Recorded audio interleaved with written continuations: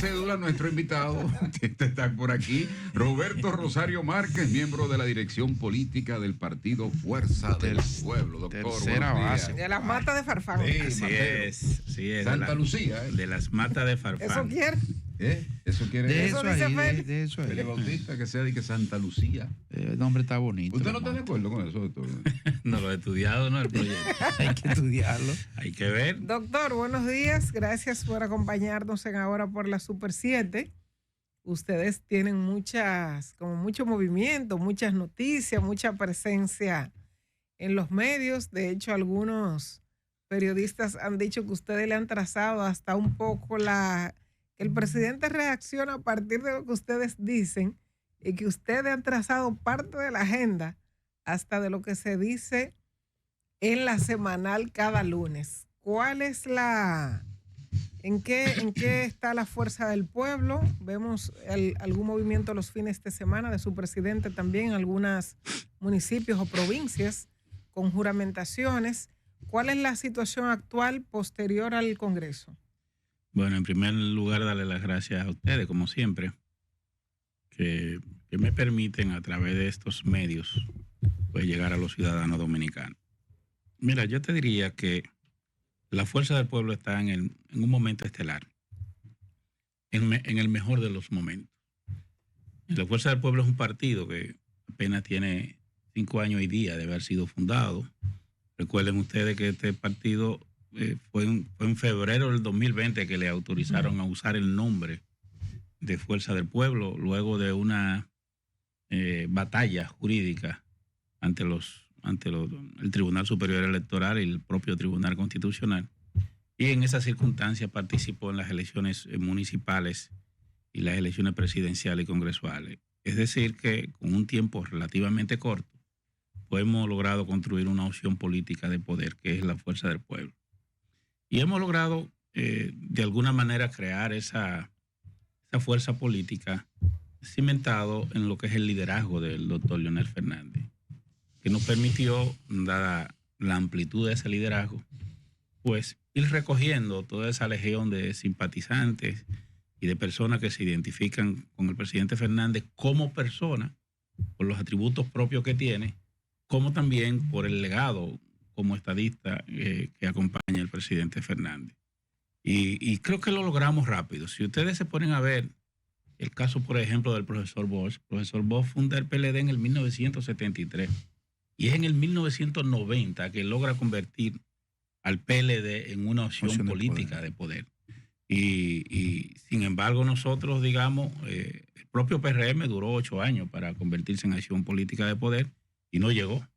Llega después ya con el presidente Abinader. Sin embargo, nosotros en apenas 4 años ya no hay discusión de que encabezamos la oposición y consolidamos nuestro liderazgo. Yo comentaba en días pasados que, contrario a lo que ocurrió en el cuatrenio que acaba de concluir, ya en tiempo muy temprano los sectores empresariales y políticos han empezado a ver cómo se inclina la gente en caso de tomar una decisión. Y hace, digamos, 1 o 2 meses, en mediciones que nosotros veíamos, el presidente Fernández estaba siendo valorado positivamente entre el 37 y 39% de la población. Rumbo al 40%. Así es, no como partido, el presidente Leonel Fernández. Y la fuerza del pueblo como partido había avanzado, pero todavía no había logrado sobrepasar al Partido Revolucionario Moderno, que como partido todavía sí se mantiene un poco más alto que la fuerza del pueblo. Y aunque también vimos una sorpresa también, es que el PLD, que había descendido hacia un 8%, en esa medición habíamos visto que había tenido un repunte entre un 11 a un 13%, lo que significa que la oposición política al día de hoy está bien posicionada de cara a los comicios que vienen. Falta mucho tiempo para uno prever lo que va a pasar. Por eso te dice a ti cómo la población está percibiendo el gobierno del presidente Abinader y del Partido Revolucionario Moderno. Y eso se debe a lo que ya se ve como una falta, la ausencia de un proyecto político de poder. O sea, el Partido Revolucionario Moderno llegó a la dirección del Estado por una casuística inesperada, la división del Partido de la Liberación Dominicana, toda la situación que se produjo alrededor de la suspensión del proceso electoral del año 2020, las consecuencias de ese hecho y cómo se manejó en el proceso electoral, más la propia pandemia, ¿verdad?, que incidió también negativamente en el proceso. De lo contrario, el Partido Revolucionario Moderno no hubiese accedido a la dirección del Estado, y esa llegada inesperada también trajo como consecuencia que la República Dominicana recibiera un mandato constitucional, un mandato de una gestión de gobierno de personas que carecían de una visión de lo que el país necesitaba. Doctor, pero inteligentemente no se excluya usted de que usted también fue un protagonista de que él esté ahí. ¿Cuál usted sería? Inteligente, sí, ustedes lo apoyaron. No. El presidente Abinader, sí. No. Sí, conjuntamente la oposición apoyó al presidente Luis Abinader, sí. En el 20, en el 20, sí. Vamos. Y eso, entonces usted inteligente, doctor Pérez, por favor. Sí. Yo sé que usted es un hombre paciente, a mí se me olvidan las cosas rápido. Que se le olvidan. Usted inteligentemente. Usted está en el 20 y dice que se le está olvidando. No, lo que pasa es que me llega. Si no le hago la pregunta, ahora es que se me olvida. Entonces, usted inteligentemente se está excluyendo de la responsabilidad que ustedes tienen de haberlo apoyado a ellos. No, eso fue por un momento. No, ustedes apoyaron a Luis Abinader. Desde la salida que se fueron por otras cosas del PLD, pero al salir usted lo apoyaron, incluso cuando se fueron al Congreso a hacer la fila de la reelección, todas esas cosas, usted lo apoyaron. Ahora, que usted se sienta arrepentido ahora es otra cosa. Y que le saquen el pie al gobierno, pero usted inteligentemente se está excluyendo de que usted lo apoyaron. Ok, vamos a ver. Vamos a ver la narrativa, cómo es realmente. La Fuerza del Pueblo, como yo les dije, acabó de nacer. Sí. Y nació como un partido político de oposición. El PLD era el partido político del gobierno. Sí. Por tanto, nosotros como partido de oposición ejercimos nuestra función opositora. La Fuerza del Pueblo llevó su propio candidato. El candidato de la Fuerza del Pueblo en ese año, en ese periodo, lo fue Leonel Fernández. El candidato del PRM lo fue el presidente Abinader. Quien apoyó a Leonel Fernández en la lucha por la no reforma de la Constitución fue Luis Abinader, no Leonel a Luis. Esa es la verdad. Quien inició y mantuvo, incluso en el Congreso, una defensa férrea de la Constitución de la República fuimos nosotros. Quienes hicieron las primeras marchas, la primera protesta fuimos nosotros. Posteriormente el PRM se suma a esa lucha que encabezó el presidente Fernández para poner las cosas en su justo lugar. En el 20, con el PRM, nosotros en algunos lugares tuvimos candidaturas comunes a nivel de alcaldías, las menos, y a nivel congresual. Pero en términos real, no fue que hubo. En términos presidencial nos confrontamos. Ellos llevaron al presidente Abinader como candidato y nosotros llevamos al presidente Leonel Fernández. Recuerdo incluso que no había concluido el proceso electoral cuando el presidente Fernández envió una delegación al Partido Revolucionario Moderno para hacerle ver que nuestro partido iba a ser una oposición constructiva a su gobierno. Y así lo hicimos. Lo que pasa, como te decía ahorita, cuando estuve aquí, que definitivamente como un partido nuevo que acaba de nacer, no tenía la fuerza política suficiente para imponerse electoralmente. Es más, yo te diría que todavía hay gente que no necesariamente saben que el presidente Fernández tiene un partido propio. Es cierto. Pero yo el día pasado, una señora que trabaja en mi casa, Es una tarea eso. Oye, una señora que trabaja en mi casa. No diga eso. Sí, es verdad. Es normal. Una señora que trabaja en mi casa me dice, no, pero mire, nosotros vamos a votar por ustedes en estas elecciones. Ah, sí. Yo voy a votar por Leonel. Yo voy a votar morado por Leonel. y le digo. Hay cientos de miles así. Y le digo, señora, el doctor Leonel Fernández es verde. Es de la fuerza de. Es un trabajo.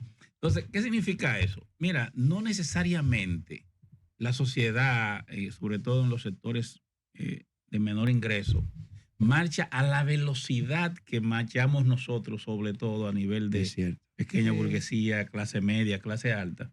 Y duran años ellos en darse cuenta. A veces ni siquiera saben quién es el presidente. Hay gente que vota por Balaguer todavía. Así es. Entonces, por eso le digo que nosotros ahora lo que estamos es recogiendo ese liderazgo del presidente Fernández.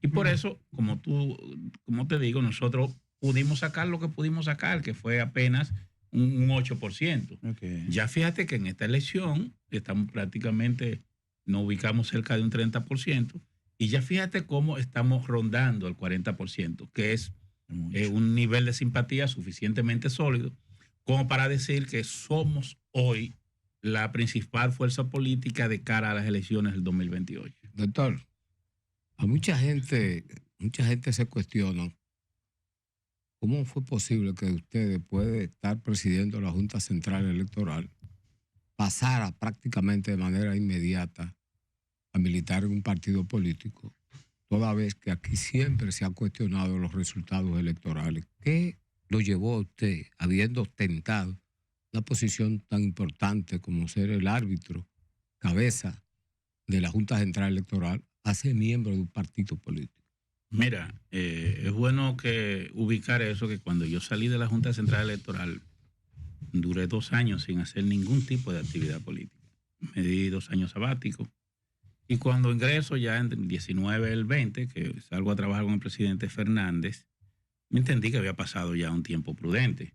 Diferente a otros presidentes, diferente a César Estrella Sadalá, que salió de ser presidente a fundar un partido y ser candidato presidencial. Y a otros miembros de a otros miembros incluso que ejercieron actividad y hasta fueron delegados, han ejercido funciones allá.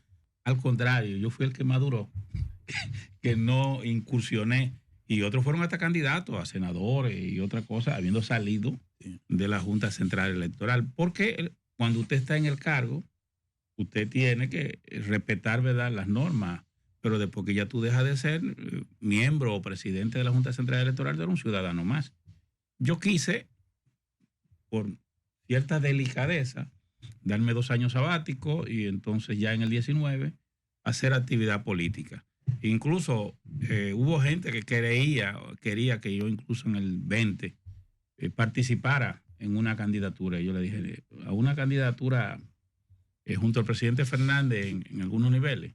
Y yo le dije, mire, no, yo voy a militar políticamente, pero no como candidato, porque todavía a mí la gente no me ve como en otra función. Todavía en la mentalidad de la gente me veían como presidente de la Junta y no iban a interpretar correctamente eso. O sea que hasta ahí quise ser cauto en la administración de mi figura, doctor, en mi participación. Yo vi en las redes sociales, no lo he visto personalmente, unas vallas promoviendo a Omar Fernández. ¿Ustedes desautorizan esa colocación de vallas en el entendido de que eso ahora es ilegal, verdad?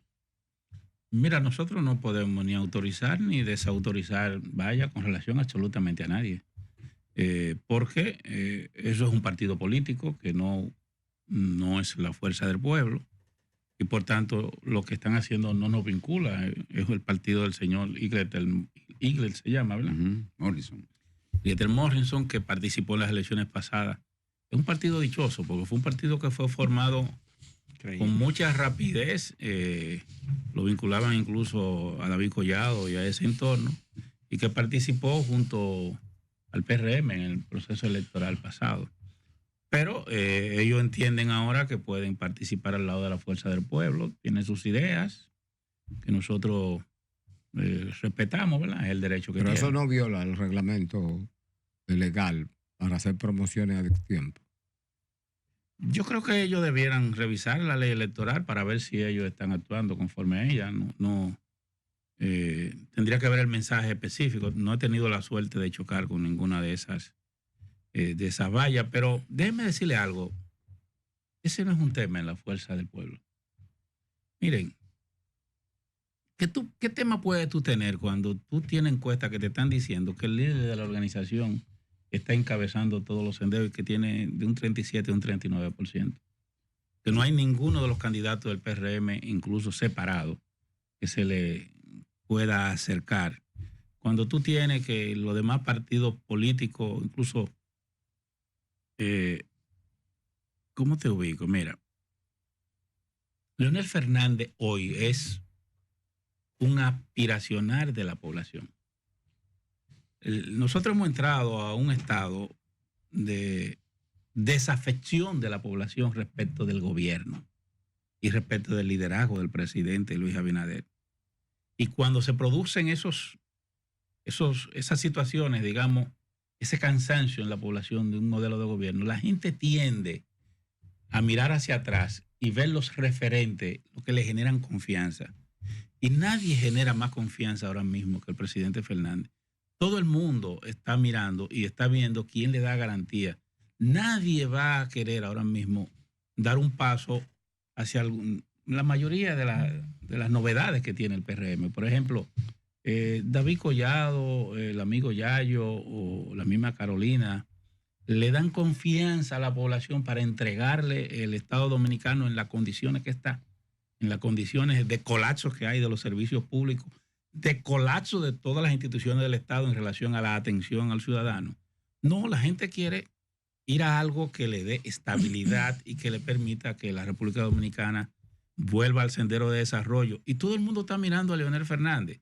Entonces nosotros, si la población está mirando a Leonel, ¿hacia dónde vamos a mirar nosotros? Doctor, pero ¿usted cree que no es correcto que el hijo del líder, senador del líder, de esa organización, no puede decirle a ese joven Morrison, mire, a mí no me interesa eso en absoluto, que usted lo haga? Porque es verdad que Leonel es el líder y que los ojos están sobre Leonel Fernández, pero el senador de la capital es el hijo del líder. Y él no se puede reunir con su hijo a secreta. Mira, dígale a ese joven que no ponga eso, porque es verdad que a usted no le importa, pero algo debe decirle Omar a él. Mire, señor, a mí no me interesa eso para ahora. Si usted quiere, digo yo. Pero lo que pasa es que como eso no ha sido tema dentro de nosotros. Es un tema, espérese, doctor. No, pero en la fuerza del pueblo no lo es. Doctor, o sea, tal vez eso no le preocupa. Por lo menos a mí, a mis oídos. Tal vez no le preocupa, doctor, pero Omar no es un desconocido, él está en la organización, es el senador de la capital. Y creo que está empeñado en hacer una buena senaduría. Pienso que vi que presentó las memorias de sus ejecutorias como senador, que creo que va muy bien. Y entonces él está empeñado en ejercer la función para la cual los electores de aquí, del Distrito Nacional, no, y de Dajabón, porque está en Dajabón también. No sabía, ¿no? Llevando libros y cosas. No, eso fue alguien de okay. Algún empresario vinculado a Dajabón que quiso que él fuera. Es senador del país. De la República. Del país. Como dice la Constitución. Pero hemos estado conversando, doctor, en los últimos días.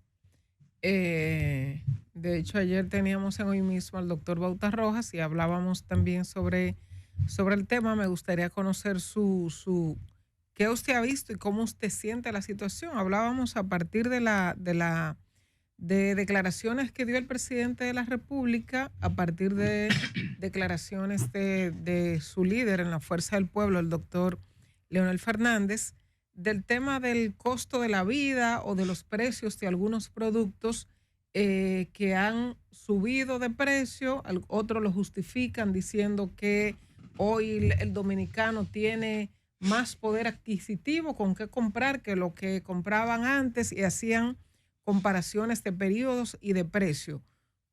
Lo que usted recibe en su entorno, en su oído, ¿cómo evalúa usted la situación actual? Mira, no creo que es conveniente ni correcto hablar de que ha aumentado el poder adquisitivo. Que hoy la gente tiene con qué comprar más, era lo que decía el presidente. Bueno, lo que yo estoy viendo es lo siguiente. Yo estoy viendo que el dólar está al 63%. Preocupante. 63 por cada dólar. Preocupante. 63 pesos por cada dólar. Yo no sé cómo una economía donde ha decaído la producción agrícola y ha aumentado el consumo de bienes que son bienes que vienen de fuera, ¿verdad? Que corresponden importado. A una política desarrollada en este gobierno para desestimular la producción nacional estimular e incentivar la importación de productos. Yo no sé cómo aquí se piensa entonces que ha aumentado el poder adquisitivo. Entonces, cuando la moneda extranjera vale más, cuando el dólar está en un 63 pesos por cada dólar. O sea, eso va totalmente en sentido inverso a esos argumentos. Pero mira, además de eso, cuando tú sales de este círculo en el que vivimos nosotros, los que somos profesionales y los que tenemos trabajo en el sector privado, cuando tú sales del entorno de lo que son los funcionarios y vas a la población, la gente se está cayendo a pedazos. Aquí hay ¿Cómo es eso suyo? Aquí hay una situación económica difícil. Lo primero que aquí no hay circulante. Y el primero que lo reconoce es el propio presidente, que lo reconoció en la semana, y es el propio gobierno. Es más, el gobierno acaba de hacer algo que evidencia, que ha llevado a que, acaba de hacer algo que ha llevado a que sus propios funcionarios cuestionen la política económica del gobierno. Acaban de nombrar, por ejemplo, a Magín Díaz como ministro de Hacienda. Y en esta situación de catástrofe que él ha encontrado, él ha planteado la necesidad de hacer una reformulación del presupuesto, de hacer un presupuesto complementario, y para hacer un presupuesto complementario necesita saber de dónde van a salir los recursos para ese presupuesto complementario. Pero qué sorpresa él se encontró. Se encontró con que en el Banco de Reserva y en el Banco Central se encontraban depositados unos recursos que fueron el resultado de la colocación de unos bonos soberanos. ¿Habían ahorrado, Tony? Y pero qué ahorro. O sea, pero estaban guardados. Vamos a verlo, está bien. Gracias a Dios que había ahí. Espérate un minuto. Ese dinero está ahí y empezó a colocarse, esos bonos soberanos empezaron a colocarse desde septiembre del 20, ya empezando de una vez. Doctor. Ahí es que voy. Desde septiembre del 20, 21, 22, 23 y 24, los intereses, ¿quién lo pagaba? El pueblo dominicano. Entonces tú estás cogiendo un dinero que estás cogiendo prestado para pagar en dólares los intereses, para tú tenerlo guardado. O sea, explícame qué lógica en términos de administración tiene que tú en tu casa hipoteques tu casa para tú tener dinero ahí debajo del colchón o dejarlo en una cuenta, pero todos los meses tú tienes que ir a pagar, hacer un pago a capital y hacer un pago de intereses con cargo de ese préstamo. Es una locura. Es una locura. A tal extremo que cuando le dicen a este señor, mira, hay que hacer una reformulación presupuestaria porque el gobierno está siendo cuestionado, porque no estamos haciendo inversión de capital, porque ahora mismo tenemos un problema eléctrico, la energía está en el suelo, y él dice, no, pero espérese un minuto, vamos a coger ese dinerito que tenemos en el Banco de Reserva, vamos a coger ese dinerito que tenemos en el Banco Central que ustedes tenían guardado y vamos entonces a someter el presupuesto. Pero ¿qué pasa? Cuando él toma esa decisión, hace que mucha gente que no estaba mirando hacia allá, como es el caso de Andy Dawaje, empiezan a decir, espérate, pero ustedes han hecho, y debo decir que el presidente Fernández en el año 2023 cuestionó eso y no le hicieron caso. Porque estábamos en medio, digamos, de la campaña electoral. Porque no tiene sentido ni lógica administrativa que tú cojas dinero para guardarlo y pagar intereses para tenerlo guardado. Y eso fue lo que hizo el gobierno.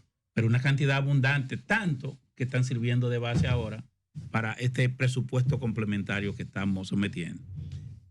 La situación del PRM es tan tal que si tú te vas a la cuenta de X de Ramón Alburquerque, del ingeniero Ramón Alburquerque, el ingeniero Alburquerque, él dice que en el año 2020 él le planteó al PRM que había que desarrollar un proyecto de cara al tema eléctrico que le garantizara que no hubiera una crisis en el suministro de energía en el futuro, pero que nadie le hizo caso. Eso salió ayer, un tuit que él puso en X. Y fue verdad. ¿Qué ha hecho el gobierno en estos 4 años? Señores, al gobierno le han firmado 2 pactos eléctricos. El primer pacto eléctrico, que debió implementarlo, aunque no lo firmó, pero fue que le tocó porque acababa de ser firmado, porque fue firmado por Danilo, pero acabando el gobierno. Y el segundo, que ya lo firmó el presidente Abinader. ¿Cuáles eran los 3 elementos fundamentales del pacto eléctrico? Que había que disminuir las pérdidas. Señores, aquí en EDESTE las pérdidas están por el 55%. 55%. Y cuando llegó el presidente Abinader, las pérdidas lo que estaban eran en 40%. En EDESTE nada más. Pero en todo el sistema, las pérdidas ahora mismo están en 44, 45. Cuando recibió el mandato, lo que estaban eran en 34 o algo así. Es decir, no hicieron nada por la disminución de las pérdidas. Doctor. Estaban llamados, según ese pacto, a la modernización de todo lo que es el sistema de suministro de energía y las redes. No han hecho ninguna inversión en ese sentido. Y conforme a lo que dice ese pacto, también tenían que ampliar los niveles de generación de energía. Al día de hoy, tal como dijo Ramón Alburquerque, no hay posibilidad real en los próximos años al resolver esto. Hay que hacer un plan a largo plazo que te permita poder responder a la necesidad y la demanda de energía del pueblo dominicano, y eso significa que vamos a durar un periodo largo de apagones y penumbra de la población dominicana con un costo para el desarrollo nacional. Doctor, pero yo tengo todos los años el mundo y un día más escuchando los problemas del sistema eléctrico nacional y siempre aparecen paliativos de que esta es la solución. Ustedes hablan de pérdida, pero la gente en la calle popularmente te pregunta, cuando usted habla de pérdida, ¿a qué usted se refiere? Porque ¿qué es lo que se pierde? ¿Se la roban? ¿No la cobran? ¿Los tendidos eléctricos no son suficientes? ¿Por qué es que tenemos todos los años el mundo con este problema? A un punto tal que el propio Leonel Fernández, siendo presidente de la República el año 1998, vendió la Corporación Dominicana de Electricidad y lo pararon en un discurso a Leonel Fernández. Digo que lo pararon porque él no es experto en electricidad, a decir que ese era el destierro de los apagones en la República Dominicana, que no iba a haber más aumento y que 200 millones de dólares, que era el subsidio en ese entonces, era para hacer desaparecer la pobreza en la República Dominicana. Hoy por hoy estamos volviendo sobre el mismo tema. Mire, vamos por partes. El presidente Fernández, en el año 1996, cuando llega a la dirección del Estado, no tenía mayoría congresual, tenía minoría. El control total lo tenía el Partido Revolucionario Dominicano. Y ese Congreso le aprobó al presidente Fernández lo que le llamó una ley de capitalización de las empresas públicas. Y dentro de esa empresa estaba CORDE y la Corporación Dominicana de Electricidad, era la 3C, y estaba el CEA. Lo que estaba ocurriendo era que había una crisis en el país en el tema del suministro porque no había una suficiente capacidad de generación de energía para atender la demanda. El presidente, como es normal, llevó a cabo ese proyecto de capitalización para el cual recibió un mandato que le dio el Congreso, mayoritariamente opositor de lo que hoy es PRM. En esas circunstancias también se desarrollaron un proceso de capitalización de otras empresas. Hay que diferenciar lo que es capitalización de lo que es privatización. La capitalización es cuando tú vendes parte de las acciones de una empresa para tú inyectarle liquidez a esa empresa y poder ponerla a funcionar. La privatización es que simplemente tú la vendes. Quien sí hizo un proceso de venta de las empresas del Estado fue el gobierno de Hipólito Mejía. Y posteriormente eso fue revertido. Esa es la verdad. Ahora, el proceso de capitalización se llevó adelante y el sector privado se incorporó. Ahí, como consecuencia de ese proceso, el sistema eléctrico se diversificó y de ahí es que surge de este, de sur, y se da todo este nuevo diseño de lo que es la funcionalidad del sistema eléctrico. Yo siempre he dicho y sostengo, nunca se va a resolver ningún problema en ninguna parte del mundo. Siempre habrá necesidades y habrá gobiernos que podrán resolver necesidades y prepararnos para las que vienen. Los gobiernos se evalúan en función de lo que reciben y en función de lo que dejan.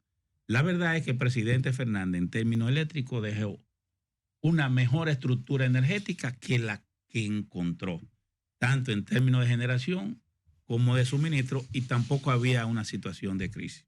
El presidente Medina, en el aspecto eléctrico, sin duda, tuvo mejorías sustanciales, al extremo de que dejó Punta Catalina y dejó las bases para que en estos 4 años se construyera otra Punta Catalina al lado de que la tenemos, lo que si se hubiese implementado al día de hoy, no tuviésemos el problema que tenemos.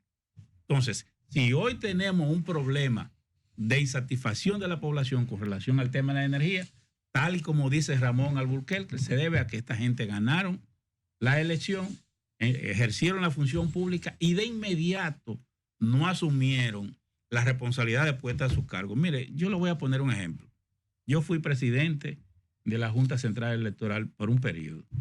Cuando yo llegué a la Junta, ¿Qué fue lo primero que yo quise? Y nos pusimos de acuerdo los magistrados. Hicimos un levantamiento de qué situación estábamos recibiendo. ¿Y qué nos dijeron a nosotros ese estudio que se hizo situacional de la Junta?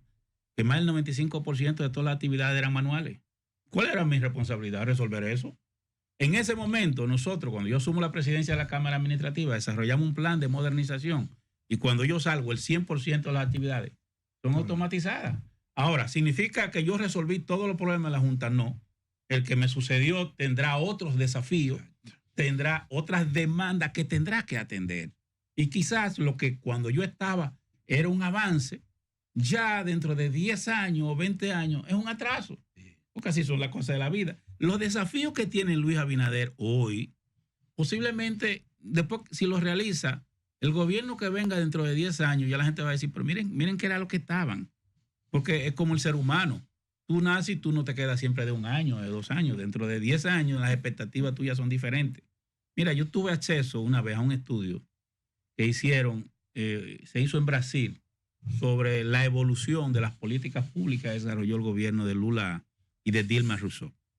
Y a ese estudio llevó a quienes hicieron el estudio, eso aparece reproducido en el periódico El País, a plantear la tesis de lo que ellos llamaron la revolución de las expectativas, que consistía lo hicieron en base a un grupo de ciudadanos que crecieron y se desarrollaron en los gobiernos de Lula y en los gobiernos de Dilma Rousseff, pero terminaron votando contra Lula y contra Dilma Rousseff.